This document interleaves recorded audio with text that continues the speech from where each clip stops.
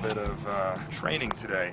Hey guys, Michael Bernoff, and I'm set to do a little bit of training here today. I set my outcomes after the last call that we did, and I talked a little bit about projecting. I said I'm going to take my health and my physical fitness to even a higher level than I have in the past.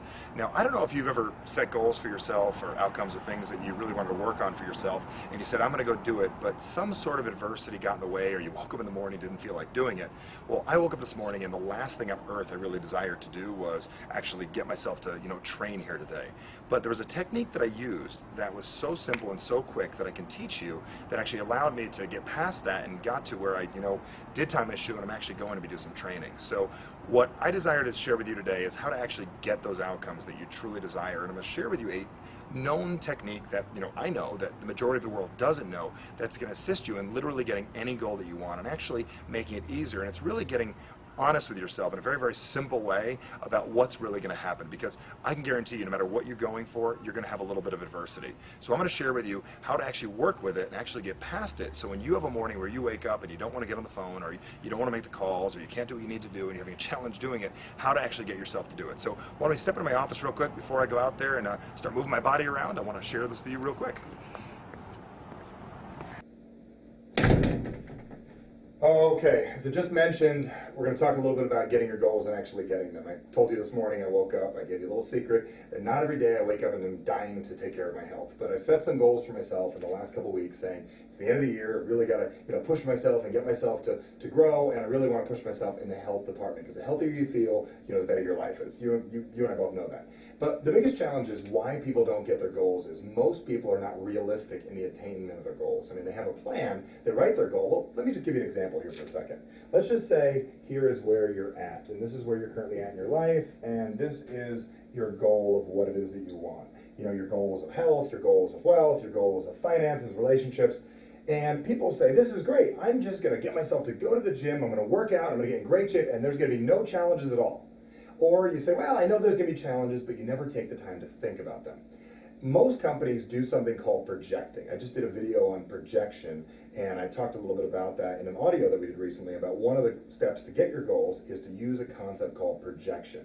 Now, when a company does projection, they also build in something called contingency plans. What if it doesn't work out perfectly? Now, those of you that know me and have worked with me for a while know that I'm a very realistic person. I'm extremely unreasonable. I push myself. I'll push you as my client. I'll push you as my friend. I'll push you to get more. But I'm realistic knowing that not every time things work out perfectly. So let's just take for an example, you say, I'm going to set a goal like me. I'm going to get in better shape and I'm going to start training more and I'm going to feel better. And that's your goal, is to work out. Now, what are some of the challenges historically you've had? I mean, let me just tell you, if you're not doing it all the time, historically you've had challenges. For me, I've let time get in the way in the past. Other things I've let get in the way is I kind of give myself a challenge of, if I don't do it perfectly and I don't get it, that exact workout the way I want it to be, I'll maybe put it off till tomorrow. But a few years back, I realized the technique that you can use to build in a challenge in advance and also build in a solution. Wouldn't that be cool to know what was going to happen in advance? Presuppose it was going to happen. Not like, being negative about it, but just knowing you're going to have challenges. You don't want to build in like, I'm going to start running and I could break my leg. That's not the type of thing I'm talking about. I'm talking about little stuff like you may not have time. And I know you might not be able to read that, but that says you might not have time, or maybe, you don't feel like it right away. Okay. Now, what can you do? I mean, you know that you might not feel like it. You might not have time. So what do? If you know that's a possibility that could happen, you could use one of these two techniques that I use, and these work great, especially in the physical fitness world. The first technique I use is called building in additional time. Now, what that means is this morning, I had every desire, every aspiration. My goal was to work out this morning, but the challenge that showed up was this. I didn't have time because a client called and I had to take care of a challenge. Now, immediately they could have messed up my goal, messed up everything, but because years ago I built in a concept called something might show up, I built in additional time where tonight I'm going to have the opportunity. I built in a perfect spot for me where nothing's going on, no client, after dinner, after work, after everything, a perfect time to work out. Now, the other technique that you can use, so first thing is building in additional time. The second technique you can use is really cool, is building in additional options. Now, what building in additional options mean is this. It's a very simple technique you can use. Is if my only goal is to work out one specific way, and I have one way of doing it, what happens if something shows up? Like people in business, I have one way of making calls, one way of doing things, and if you can't use that one way, you're going to be in trouble. In business, this is called a backup plan or having a contingency plan. So for you, my recommendation is a backup plan is have several ways to get closer to your outcome. I'm not here to tell you to mitigate what it is that you want and say, well, taking a quick walk around the block for a minute is as good as a 60-minute workout, but it is better than nothing. So my recommendation for you is have additional options. Like for me, I've said to myself, if I can't make my regular 1-hour workout, I could take a walk around the block, I could take a run, I could take a bike ride, I could watch a yoga video, I can do my insanity video, or whatever it is. There's lots of different ways to get to my goal. By giving yourself additional options automatically offers you the solution to solve some of the problems in advance.